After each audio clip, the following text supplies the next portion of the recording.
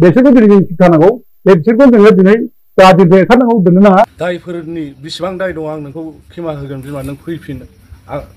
आं एसेबां आसा खालामगासिनो नोंनि फिसालाया दिनै न' सिङाव उन्दुआ बिराद लोमजागासिनो दिनै बिफाखौ मोनबोबाय बे हास्थायै दाना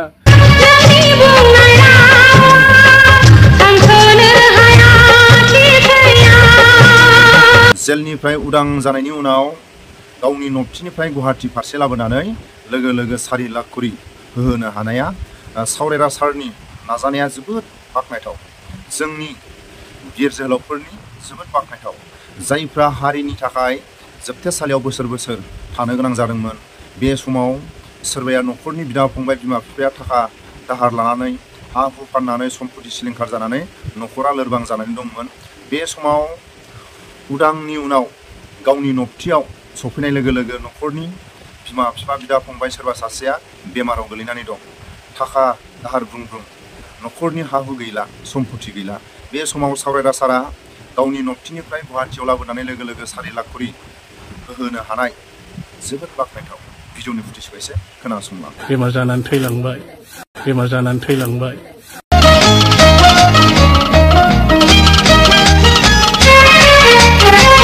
खोथादि मोना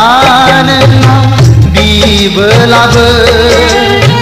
सिरि सिरि थायो मानो गंस्रिनानै बुंना खुगा बेखेवनानै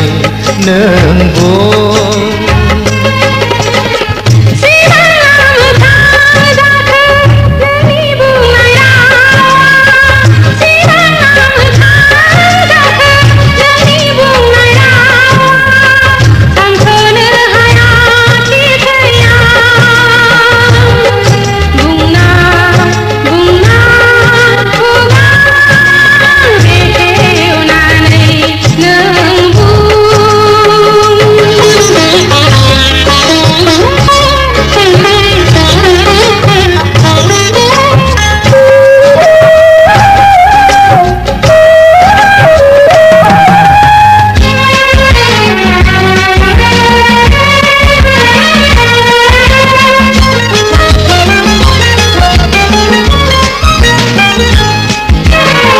मिथिया नामा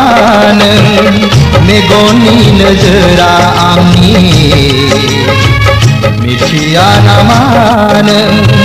नोंखौ मोजां मोननायनि नोंखौ अनसायनायनि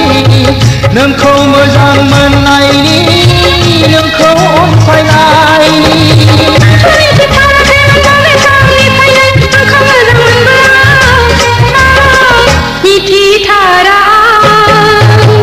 खोथादि मोना नोंनाव बिबोलाबो सिरि सिरि थायो मानो गंस्रिनानै बुंना खुगा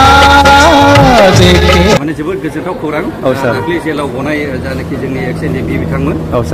बिथांमोननि जेनाखि थांना थानायनि बेबस्था रिहेबिलिटेसन बेखौ दिनैहाय सावरायफैनाय जादों गुवाहाटीयाव आरो जोबोद मोजां पजिटिभ आरो लगे लगे जेनाखि रेसपन्स होनांगौ बिराद कुइक रेसपन्स होदों आरो लगे लगे थानायफोरखौ लगे लगे चेकखौ हरखानाय जादों गोजोननाय मोन्दों आरो दिनैहाय बेसेबांबा गोबावसैमोन थैनायनिफ्राय जों थांखांबाय गोदान लामा जोङो दिनै आवगायनो माबाबाय हान्थिबाय आसा खालामदों मानसिफ्रा दाबो थिगानो देहा थिगानो साननाय हनाय थिग दं समाजाव बिथांमोना निस्सय गोहोम खोख्लैगोन आरो समाजाव मोजां खामानि मावलांगोन होननानै आं फोथायनाय दं मानोना हारि आरो गासैखौबो फोथांना लाखिनायनि जेनाखि जुजिनाय बिथांमोना जोबोद खस्थ' खालामबाय हाजासे दिनै बिथांमोनखौ धन्यबाद आं जासिबाय गासिबो फोजोबदोंना सार दिनै 45 जन फैनाय जादों माखासेफ्रा मोनबाय आरो माखासे उसुबिदा न'खराव थानायखाय फैनाय जायाखै गासैबो जोङो जयै खेबसे बेरायनो बेबायदि जों माब्लाबाबो फ्रेन्डशिपखौ जों मोनासैमोन माखासे बायराव माखासे जेल सिङाव थानाय जादोंमोन दिनै बेबायदि ज' मोनसे फ्रेन्डशिप मोनसे बेरायनो मोनैयाबो जोंनि थाखाय मोनसे बिराद गोल्डेन चान्स आरो समायदों सार आरो बेखौबो गोजोननाय मोनदों हामबायसै सार लिरखो बिटिआरनि 4.6 लिरना होबायबा माने बिसिनो पावारखौ होनाय जागोन आरोखि माने सिरि एफा क्रुसियेल टाइमाव माने डिफेन्ड बर'नि माने सिरि नुराय बर' फरायसा आफादनि एफा गिदिर माने संगठना बिदि माने सिरि माने फंसे बाथ्रा बुङा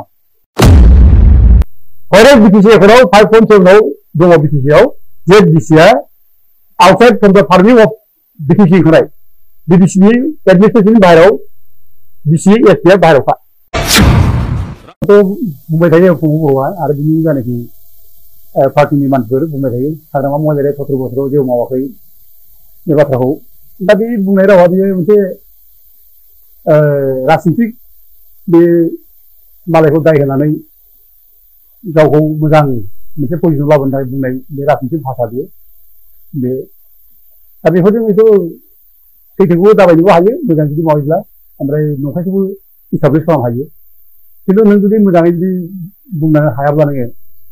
बाराद्राय नंखाय खोथा बुङोब्ला नोङो हारसिं गावनो डाउन जाफिननो थायो पार्टिनि नेता बेफोरावनो गाज्रि जायो आरो जुदि पार्टिया दावगानांगौब्ला बेफोरजोंनो दावगायो दा फंबाय बर'आ जे 17 बोसोराव हाग्रामाखौ जेबो मावाखै होनबाय बे बाथ्रानि सायाव रायजो राजाबो जथेस्थ' अबजारभेसन दङ स्टाडि खालामदों नुदों बुजिदों दा बेफोर नंखाय बाथ्राखौ जुदि फंबाय बर'आ इस्टाब्लिश खालामनानै गावखौ बिराद जाथि सेबक जाथिनि थाखाय मावदों होननानै दिन्थिनो हादोंमोन हाग्रामा महिलारिखौ दाबायनो हादोंमोन खिन्थु बिदिनो फैयै फैयै दिनै मा जाहैदो गुबैनानै जाफैयो आरोखि नंखाय फोरमान होबाय दा ओरैनो एसे सिगांनि बाथ्राखौ जोङो मख'नो हायो बे 17 बोसोराव मा मावदों मा मावाखै बेखौ बुंनायनि एसे सिगां जों माने बुंनो हायो बाथ्राखौ बे बीटीसी सृष्टि जानायनि एसे सिगां बे हाग्रामा महिलारि आरो पि ग्रुपआ बे जि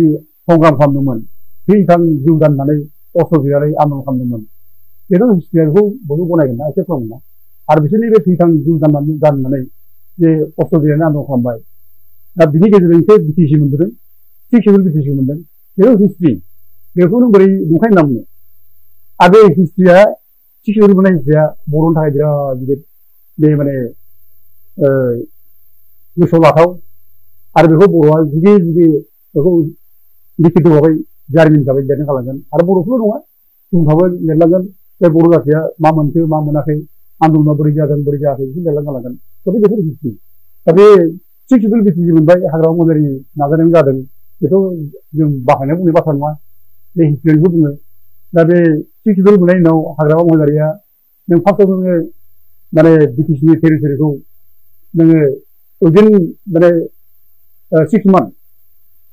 नोङो बे बीटीसीनि बाउन्डारिखौ फिक्स खालामना लाबाय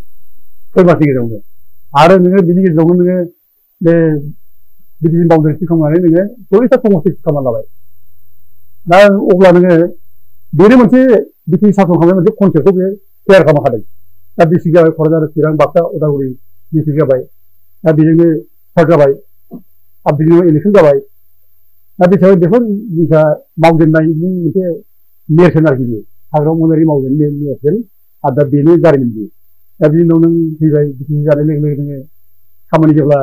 स्टार्ट जाबाय जोंनाव जेबो गैयामोन जों जेब्ला आन्दलन खालामजेनदों बर'फा अफिसार ब्रह्मन बिजिरनायाव 1987 बे समाव जोंहा दालां मोनसे गैया लामा मोनसे जेबो गैयामोन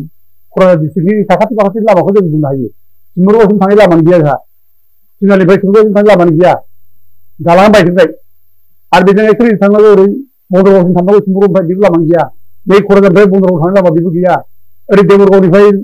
माने सिमबोरगाव थांनाय लामा अरां दालाङाव बेबो दालां मोनसे गैया इभेन जोंनि लामायानो बे क'क्राझार बे कारिगाव लामानो बै समाव गैयामोन आरोखि बे बीटीसी फैबाय बीटीसी फैनाय लोगो लोगो बेफोर जालांजोब्बाय आरो गोबां दालां थुलां जालांजोब्बाय बेफोर आरोखि दा बे हिसाबै मावद्रायाखै होनना बुंनाया बेफोरखौ माने रायजो राजाफ्रा खोनासंबाय आरोखि बेखौ बुंनानै दहाय रायज्लायबायसै हाग्रामाया बिबान मावनांगौ मावाखै दा बिदिनो दाय होयोबा नोंहा दाय होनायनिबो नोंहा अधिकार दंमोन खिन्थु मावद्रायाखै होननाय लोगो लोगो रायजो राजाफ्रा बेफोर मोनसे माने गाज्रि मोननाय भाब ओरैनो फैगादों आरो बे नंखाय बाथ्रा बुंबायदां मोनसे साननाय फैगादों दा नों मावद्रायाखै बाराद्राय नों मावाखै होननाय लोगो लोगो कुइसन जायोना दा बे बड'लेण्ड इउनिभारसिटियाव बोरै जाखो सोर लाबोखो आरो बे मेडिकेल कलेजाव सोर लाबोखो आरो बे इन्जिनियारिं कलेजाव सोर लाबोखो बे सिआइटिआव सोर लाबोखो आरो बिनिसोर दङ इन्जिनियारिं कलेज कालचारेल कमप्लेक्स सोर लाबोखो दा बेफोरखौ दिनै बर'मोना फर्म खालामगासिनो दंना दा बेफोरखौ सोर बायगोन दा बेफोरखौ माने दोनखुमानो नागिरनानै नोङो नंथारै खोथा बुंनो नागिरब्ला रायजो राजा बेफोरखौ जुदि मिथिब्ला दोनबोलाय फर्म बर'मानोसो मिथिया खोथा मिथियो बे कुइसन फैयोना आरो जों दिल्ली बादियाव नों मोननै गेस्ट हाउस लुबाय बेथ' मोनसे मावनायनि मोनसे नेरसोन ना केलकातायाव नोङो गेस्ट हाउस लुबाय सिलिगुरियाव गेस्ट हाउस लुबाय बेफोरखौ मावनाय बेंगालरावबो हा दङ लुगोन जोबो अब्ला बाराद्राय भाषा बुंनायनि थाखाय दिनै फुङाव बर'आ जे थगायस्लाम फिसा खोथा बुंग्रा गावसोर दिनै माने इस्टाब्लिश जाबाय आरोखि नंखाय खोथा बुंग्रा होननानै दिनै रायजो राजाफ्रा दिनै मिथिनो मोनबाय आरोखि दा नोङो हाग्रामा मोनहा जि मावदों बेथ' अनेक लामा सामा जालांदों गेलेनायनि समाव दा बेफोरखौ बाराद्राय अस्टिकार खालामनानै नंगै खोथाखौ इस्टाब्लिश खालामनांगौब्ला गावबो गावनि पार्टियाबो दिनै कुइसन जायो गावनि पार्टिया डाउन जायो बिनि इमेजआ नस्थ' जायो आरोखि नंखाय खोथाखौ हरदिन माने बुंनो नाङा आरोखि नों नंगौखौ बुंलां नों मा मावला नों नंगौ बुं हाग्रामा महिलारिखौ मा दाय मोनदों बुं नोङो खिन्थु बाराद्राय एसे बुंलाबाय थाब्ला सोर मोजां मोनो दा बेफोर जायो दा दिनै हाग्रामा महिलारिया बिटिसि सिटखौ लाबोबाय बर' रावखौ एटिकेल सोनाबाय ओमफ्राय बर' रावखौ अफिसियेल लेंगुवेज खालामबाय बिटिसिनि ओमफ्राय हाग्रामानि समावनो बर' रावा बिटिसिनि बाहेरावबो माने एसोसिएट अफिसियेल लेंगुवेज जाबाय दा अब्ला एथ' गिदिर एचिभमेन्ट बेफोरो बे हिस्ट्रि बेखौनो बोरै डिनाय खालामनानै जेबो मावाखै बोरै साननो हागोन बोले बेथ' भुल ना दा दिनै नोंनावसो कुइसन जायो दिनै नों मा मावा बे 17 बोसोराव हाग्रामा महिलारि आन्दलन खालामनाय समाव नों 17 बोसोराव मा मावा दा दिनै बे उल्था रिभार्स जायो आरोखि कुइसन जायो दा जोंथ' नुदों बुंनो हायो बेखौ हाग्रामा महिलारि आन्दलन खालामनाय समाव सरि बे माबा मावनाय समाव बिटिसिखौ सालायनाय समाव बर'मोनहा माने प्रक्सि एक्सुवेलि मुभमेन्ट खालामदों बेखौ बयबो नुदों ओमफ्राय बिटिसिआव इसेबां माने फान्ड फैदों थाखा फैसा फैदों बे थाखा फैसाखौ बड'लेण्ड रायजोनि नामावसो माने पार्सेन्ट गायनो खांदों इसेबां थाखा फैदों बिनि 10% फैसाखौ खमैनो मिनिमाम 10% फैसाखौ बर'आव खांदों दा दिनै बिसोरो बे 100 फैसायाव गिदिं माने गारि घोड़ा लायै लायै जादों बिसोरो दिल्लीयाव थांदों रायजोनि नामाव थांदों स्टार हटेलाव थाहैदों माबायदि जायो थांदों हले बे हाग्रामा महिलारि लाबोनाय बे बिटिसि डेभेलपमेन्ट नामाव फान्ड फैनाय बेफोरखौ आंथ' थांदों करापसन सोरबा बांद्राय करापसना बिदि स्टार्ट खालामदों करापसना बेनोथ' थाखा फैसा खांनानै जानाय बेनोथ' करापसन दा नों इसेबां स्किमनिफ्राय जुदि 10% जुदि खाङोब्ला बे 6,000 कोटि जों मोनगोन दिनैसिम बे हाग्रामा महिलारि 17 बोसोर सालायनाय समाव 6,000 कोटि थाखा बिटिसिआ फैदोंमोन बिनि 10% जानोब्ला फुङाव बर'आ बेसेबां माने कोटि थाखा कालेक्सन खालामखो दा दिनै बिनि हिसाबखौ फुङाव होनो हागोन होननायखाय हायोब्ला दाथ' बेखौथ' जों रायजोफ्रा मिथिनो लुबैयो 17 बोसोराव बिदि खामानि मावदों समावना फैसा खाङैखाय माने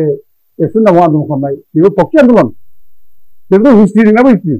दिनै उरखाव माने हाग्रामा महिलारिया जेनाखि हिस्ट्रि खालामबाय मोनसे बर' जाथि दानायनि हिस्ट्रि सिक्सटिस लाबोनाय हिस्ट्रि दिनै नोंनाबो बे माने प्रक्सि आन्दलन खालामनायनि मोनसे नोंनाबो हिस्ट्रि आरोखि बेखौ रावबो दिनै खालामनो हाया नों आन्दलन खालामदों सिकिउरिटि लालायनानै आगसि आगदा बाये बाये एस्टम लालायनानै नोङो आन्दलन खालामदों खुनु माने आन्दलनकारिया सिकिउरिटि लानानै आन्दलन खालामनाय हिस्ट्रियावनो गैया आरोखि दा दिनै बर'आवसो जों नुबाय बर' खालामबाय एखे जोंनि समाव आन्दलन खालामबा जों एखे रायजो राजाफ्रा जेरावनो मोनो गावजानाय लामायाव ओंखारबानो बुजानाय बेबायदिमोन सिटुवेसना आन्दलना मामोन बै समाव बेखौ बै समनि आन्दलनकारिफ्रासो मिथिगौ आरोखि हर सान उन्दुनो हाया हाग्रा बंग्रा उन्दुनाय गोथै सालियाव उन्दुनाय दैमा दैसा सानस्रिनो बारनांनाय बेफोर आन्दलनखौ बर'आवसो लोगो मोनदों लोगो मोनाखै आरो बिनि आन्दलनाव बिदि जाखाखै बिनि आन्दलनाव आराम एखेरे गारि लानानै एसि गारि एखेरे स्करपिअ बलेर' लानानै आन्दलन खालामदों ओंखाम संजादों नेसनेल हाइवेआव आरामसे न'आव हेव हेव फेन खालामनानै फांखायाव उन्दुनो हादों बेदर ना बेदर जादों खिन्थु रायजोफ्राथ' बै समनि आन्दलनाव ओंखारबोनाय आन्दलनावथ' रावबो न'आव थानो हायाखै रावबो आन्दलनकारि थानो हायाखै एथ' आन्दलन बे आन्दलना गिलु-बालु आन्दलन बे आन्दलननि माबाखौनो बिसोर बुजियाखै आन्दलना मा जायो बिसोर बुजिदोंबो माथ्र' माने आन्दलन खालामब्ला ओंखाम मोनजायो माने अनला ओंख्रि बेदर संलायना जानो हायो आरामसे फुरथि खालामनो बे माने इमप्रेसनसो मोनसे माने समाव बर'आ होलांनो रायजोफोरनो आरोखि दा दिनै बेफोरो आन्दलन थांबाय बर'फ्रा आन्दलना बे नामा दा दिनै बे प्रक्सि आन्दलन दा दिनै बेफोरखौ दिनै जों दिनै रोखा रोखा बयबो बुंनो हासै आरोखि दा नुबाय बिनि आन्दलना प्रक्सि दा बे 17 बोसोराव नों मा आन्दलन खालामा नों मा मावा दिनै बेखौ कुइसन आरोखि दा दिनै बिथाङा बुङो मोनसे खोथा बे हाग्रामा महिलारि एखेरे बिराद माबा खालामगोन दिनै करापसनखौ सिबिआइ इनकुवारि खालामगोन जेल जागोन होननाय रायजोफ्राथ' नंगौ सानोमोनबो बे जुदि दाय मावनानै जेल जाहैब्लाथ' मोजां बाथ्रा सिबिआइ इनकुवारि जायोब्ला मोजां बाथ्रा गोबां मानसिया नंगौ सानदोंमोन खिन्थु बेबोथ' नोंनि बुंनाया पस्ट जाबाय दिनै नंखाय खोथा बुंदों दाथ' नोङो प्रमान जाबायना मा खालामाखै दालाय नों जे सिबिआइ इनकुवारि खालामगोन होनलायदोंमोन नोङो जेल जागोन होनना बुंदोंमोन बिराद गोरा गोरा बुंदोंमोन मा खालामखो दाथ' माथो जेबोआनो जायाखै मा जाखो आरो नों नंखाय बुङै बुङै रायजोखौ मिथिसार खालामबोदों बे प्रमाण जाबाय आरोखि बेसो ओमफ्राय दिनै नों बे बिटिसि माने नांला होननानै नों बिटिआर एकर्ड खालामबाय बे बिटिआर एकर्डआवलाय माथो दं बिटिआरखौथ' जेबो गैया बे रायजोफ्राथ' बुजिबाय नोंसोर बे बिटिआर एकर्डखौनो बिराद गिदिरनानै बुंनो लादोंमोन बे बिटिआर एकर्डआव जेबो गैया दा दिनै नोंसोरसो कुइसन खालामो दिनै जेरै एथ' गिदिर आन्दलन खालामनानै बिसोरो एफाबां माने बे माबाफोरखौ अस्त्रफोरखौ नों सारेन्डार खालामनानै नों मा लाबोखो मा मोनखो माने बर'फ्रा दिनै बेसो कुइसन जाबाय दिनै नों मा लाबोखो माने माबाया हाग्रामा महिलारिया 6 किल' लाबोबाय नोंनि बिटिआरआ 6 किल' ना नोंखौ 6 किल' लाबाखै नोंखौ मा बिलाय माबे कनस्टिटिउसननि माबे धाराजों बे बिटिआरखौ एकर्ड खालामनाय जादों नोंखौ खुनु मेनसन गैया मा दं बोरो दा हरै नोङो बे माने प्रक्रिया आन्दलन खालामनानै नोङो बे बिटिसिनि मोनखानाय पावारखौ माने डाइलुट खालामनो थाखाय बेखौ चेन्ज खालामनो थाखायसो नोङो बे बिटिआर एकर्डआव लिरबाय नोङो रायजो नाङा दानजा लाबायबाय नोङो माने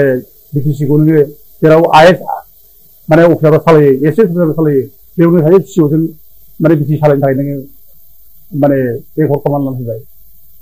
बिटिसिखौथ' सेक्रेटारिखौ सालायोना बे सासे माबाल' सालाया सिअ'ल' सालाया बे पन्सायत लेभेलावसो जायो दा बेफोर आरोखि दा दिनै गामि दानखौ लाना फैबाय नोङो जे 3.2 बिटिआर एकर्डआव बेयाव नों बिटिसिनि मोनखानाय गामिखौ दानख'नानै नोङो एकर्ड खालामना फैबाय मा जाखो बे अब्ला नोंनि बिटिआरआ बिराद गिदिर जानांगौआ मानो बोरै नोङो बिटिआरखौ सिमाखौ मानो फुदुंनानै लाबोखो नोङो मानो फुदुंनानै लाबोखो मानो बिथिं खालामना लाबोखो नोंनि गिदिरा बेनो जाबाय नामा बोरो दा दिनै बेखौ लानानै दिनै क्लियार बुंनो हाया दिनै बिसोरो बिटिआर एकर्डआ मा दं मा गैया बेखौ दिनै लेभेलाव सावरायनोबो हाया दिनै एबसुनि प्रेसिडेन्ट डिफेन्स बर्डनाबो सावरायनो हाया दिनै हयथ' बिसोरो एग्जिकिउटिभ बिथिङाव गावसोरनि एग्जिकिउटिभ बिथिङाव बिटिआर एकर्डआव मा दं मा गैया बिसोर सावरायाखै बुंनो हायाखैसो हयथ' एबसुनि सेक्रेटारिनो जोंनि एबसुनि सेक्रेटारिफ्रा मिथिया आरोखि बे कनभेन्सिभ फाइनाल सलिउसना मा होननाय जायो बेखौ मानो लिरनानै लाबोखो बेखौ थिग बुंनांगौमोन क्लियार खालामनांगौमोन बेखौ क्लियार खालामनो हायाखै बिसोरो बे गामि दानख'नायनि माने पस्टखौ मानो सोसनखो बेखौ क्लियार खालामनांगौ बेखौ क्लियार खालामनो हायाखै बिसोरो दा बिसोर बर'आ बुंबाय मा बेखौ जोंनि जेब्ला डिबेट खालामनो नागिरो खोथा गोजा बुंनो जेबो गैया लेरफादों होनना बुंबाय नायनायसाय सासे एबसुनि प्रेसिडेन्टआ एथ' गिदिर एकर्डखौ नोङो जेराव हम मिनिस्टारा सहि होबाय दा बे एकर्डखौ नोङो लेरफादों होनना बुंबाय अब्ला बेखौ बेसेबां फोथायखोसो नायदो सासे एबसुनि प्रेसिडेन्टआ लेरफादों होनना बुंनाया बेखौ एसे थगायसुला माने प्रमद बर'जों डिफेन्स बर'जों सेम होनजायो आरोखि सानै बिदा फंबाय एखे फरायलायनायनि थाखाय मोनसे माने परिकल्पना खालामनानै फैनाय बिसोरो जाथिखौ माने बिटिआर सृष्टि खालामनानै बोरै फरायनो आरो बोरै पावाराव फैनो बेसो जाबाय बिटिआर एकर्डआनो लेरफादों दानिया बिटिआर एकर्डआवनो माबानो बिबावसो होनबावदों गामि दानख'नाय सिस्टेम बिबावनो बिदि होनबावदों बियो दा बेबायदि आरोखि दा दिनै एबसुनि सेंग्राफोरनो बे बुजायनांगौमोन जे गामि दानख'नायनि माबाखौ मानो लिरनानै लाबोखो बेखौ बुंनांगौसो लिरनो हायाखै बेखौ बुंनो हायाखै बे बुंबायबा बे लेरफाबायसो आरो नों फारसेथिं नोङो डिफेन्स बर'आ बुंदों एखेबारे प्रमद बर'आ बुंदों जे बिसिनि पावारा फैबाय डिफेन्स बर'आ बुंदों बिसिनि पावारा बिटिआरआव फैबाय बिसिनि पावारखौ मोनबाय एसनि पावारखौ जों मोनबाय पार्सियेल जों दा मोनबाय जों गोसो जाबाय दा डिसिएसपिखौ जोङो 1 दिनाव जों बिसोर दा माने ट्रेन्सफार खालामनो हायो ओरै होननानै दुगा बुंबाय रायजोफ्राथ' नंगौ सानदोंमोनबो हाब नंगौफोराव बुंदों नामा पावारफुलमोन नामा ओरै सानदोंमोन खिन्थु मा लिरखो बिटिआरनि 4.6 आव लिरना होबाय मा माने डिसिनो पावारखौ होनाय जागोन आरोखि बिटिसिनि पावार थाखानायखौ डिसिनो हरनाय जागोन बेनो खामानि मावनो होनाय जागोन बे लिरबाय आरोखि 4.6 आव फरायबाय जायो रायजोफ्रा होमबानो मोनदों आरोखि मा लिरदों दा दिनै बेखौनो बुंबाय मा डिसिनि पावाराव फैबाय एथ' मिसुलायखौ मिसा खोथा बुंग्रा डिसिखौ बाहाय हाबाय नोंसोर डिसिनि पावार हरदों बिटिसिनि पावारखौ डिसिनो हरबाय बेखौनो बुंबाय डिसिखौ जों बाहाय हाबाय डिसिया जोंनि माबायाव पार्सियेलि माने बिटिआरनि आन्दाराव फैबाय नै डिफेन्स बर'मोन रावा बिथां मिसा खोथा बुंग्रा बिथां मिसुलिया उल्था आरोखि हयथ' बिटिसि एकर्डआव 5.7 आव दङ बिटिसिआव जे डिसिया आउटसाइड फ्रम द पार्मिं अफ बिटिसि ओंखारनाय बिटिसिनि एडमिनिस्ट्रेसननि बाहेराव डिसि एसपिआ बाहेरावखा बिसोर दान मोनखाया माने बिसोरो ल' एन्ड अर्डार कन्ट्रलिं सिनाखौ दङ आसाम गभर्नमेन्टनि आन्दाराव बिसोरो बे आसाम गभर्नमेन्टनि आन्दाराव थानायखौ बिटिसिआ बाहाय हाया दा क्लियारखा बिटिसिआव खिन्थु बिसोरो ओरैनो लिरनानै लाबोबाय दानिया बिटिसिनि पावार हरगोन बिटिआरआ डिसिनि पावार हरगोन दा बेखौनो बिराद गिदिर एखेबारे डिसिखौ जों बाहाय हाबाय होनना बुंबाय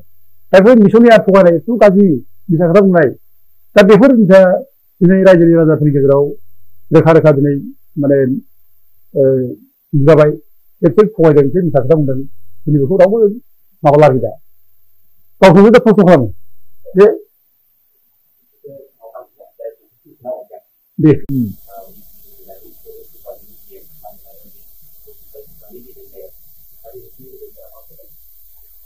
दाथ' आंबो मोनदों माखासे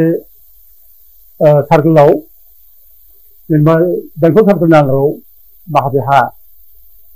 माने नन ट्राइबेलफोरनो होनाय डेभेलपमेन्ट होनाय जों मोनदों आरोखि 46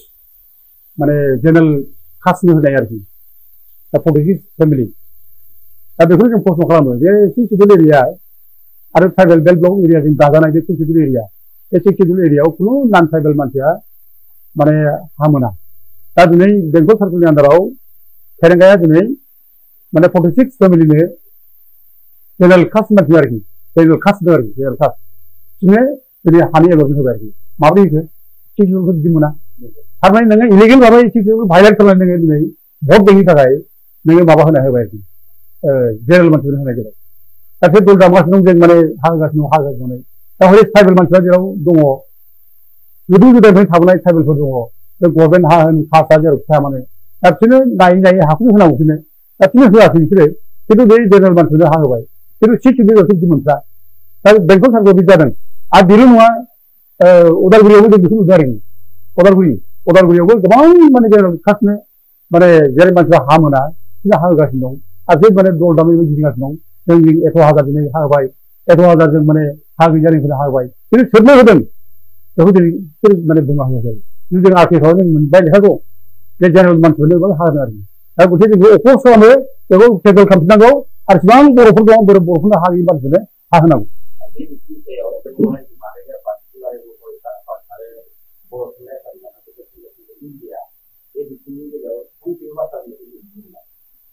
बेथ' नंगौ एखे दिनैसिमबो एफा बे सेन्सिटिभ इस्युनि सायाव दुलाराय बर' फरायसाफोरा फंसे बाथ्रा बुंबाय बिसोरो बुंनांगौमोन दिनै जोंहा जिथु माने सिक्स सिडुल एरियायाव नन ट्राइबेलफ्रा खुनु हा मोना हा ट्रेन्सफार जाफिनाव डेभेलपमेन्ट जाया बे खेथ्रआव दिनै जुदि माने जेनेरेल मानसिफोरनो नन ट्राइबेल मानसिफोरनो हा दोनब्ला इलिगेल बेखौ दिनै आवाज दिखांनांगौ बर'मोना डिफेन्स बर'मोना बे डिफेन्स बर'मोना फंसे बाथ्रा बुङाखै थाइलेण्ड आरोखि सेन्सिटिभ इस्युआ हानो हा गैयाब्ला नों बहायनोबालाय हानि जोंनि फिजिकालखौ आरो हाखौ जों उद्धार खालामनांगोन आरो बे हानि थाखायखौ जोङो आलादा रायजो बिदों आरो दिनै आलादा रायजो बिदायनि उनाव जुदि जों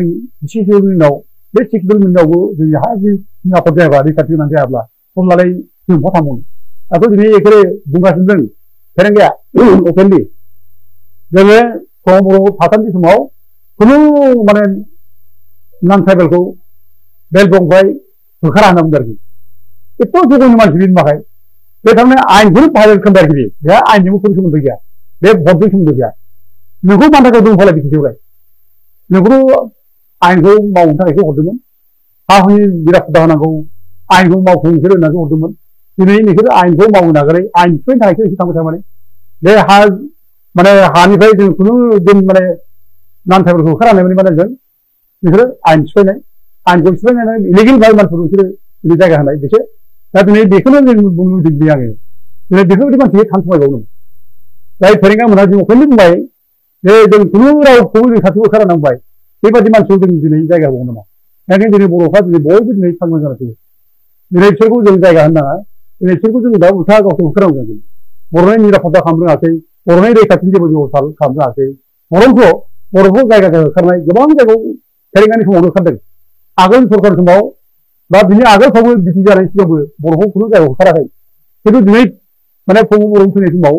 फेरेंगा माने दिनै माने बिफाननि इएम जानाय समनिफ्राय गोबां बर' मानसिखौ होखारबाय न' बां सावबाय मोदै रज'ज' गाबनांबाय दिनै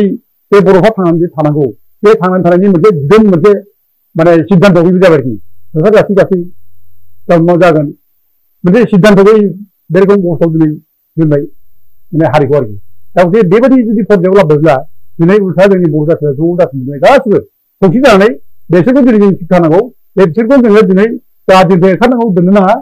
आरो बिसोरखौ दोनोब्ला जोङो बिसोरखौ जुदि माबा मोनसे खारनाव जुदि जों होयोब्ला जिउ गांसोनिखौ जों फिनायबो जागोन गथिखे बे बाथ्राखौ जों दोननो नाङा दा बे फेरेंगा मानसिया बिटिसिनि सासे इएम जानो थांबाय नामा बे गोरिब गुन्द्रा आफा जाम्बा बिखौ अननो रोङै बिसोरखौ होखारनाय बिसोर खेला गेलेनाय बेबायदि मानसिखौ जों जायगा होनाय नामा गथिखे होखारनांगौ बिसोरखौ दोननो नाङा एबार जेरावखि दाराया बेखौ जोङो खुनु दिन साफ्रोम बर' मानसिया भट नाङा बेखौ देरहा होनो नाङा एखे जोङो बेखौ होथारनांगौ दाथ' जों खोनादों नै बे हाग्रा ओनसोलाव नै बे आयना बाजार हाब्रु सोरां बाजार बिथिंजाय दिनै जाय मानसिया भट एक्टनि आन्दाराव गोलैखायो एखेबारे 2006 सिगां थानाय जायफ्रा रेकर्ड दंखायो लेखा दं जिउ खहा होलांनाय बेबायदि मानसिखौ दिनै होखारनानै माने जिउ खहानि जोबदों थांदों दिनै वाइल्ड लाइफआव हाबबायसो हाया बे हाखौ मोना होननानै सिगिखौ खालामदों दा बे अबस्था जागासिनो दं आरो हा होयो बिसोरो ट्राइबेल मानसि ट्राइबेलआ अधिकार दं बे हाया ट्राइबेलफोरनिसो दा दिनै ट्राइबेलखौ सिगिथ' खालामनाय ट्राइबेलखौ माने माने हा मोननायनिफ्राय बंसित खालामनाय गुबुन हारिनिफ्राय माने ट्राइबेल हाखौ सेख'नानै हा होनाय दिनै बेफोरनि थाखायनो दिनै रायजो राजाफ्राबो एकजुट जानानै खौसे जानांसिगौ आरो इसिबां माने दा दिनै इलिगेल भाबै अना ट्राइबेलफोरनो हा होदों बे ट्राइबेलफोरनो माने हा होआ जाहाथे मालाय हा होनायखौ दिनै दिफेन बर'मोनहा दिनै बुंनांगौ बेखौ लुबैयो दिफेन बर'मोनहा आवाज दैखांनांगौ मानो सिरि फालाय दिनै बयबो नेगासिनो दं मानो सिरि एफा क्रुसियेल टाइमाव मानो दिफेन बर'मोनहा मानो सिरि दुलाराय बर' फरायसा आफादनि एफा गिदिर माने संगठना दिनै मानो सिरि मानो फंसे बाथ्रा बुङा दा बेखौ बयबो लुबैदों बुंनांगौ बिसोर माने थांखि लानांगौ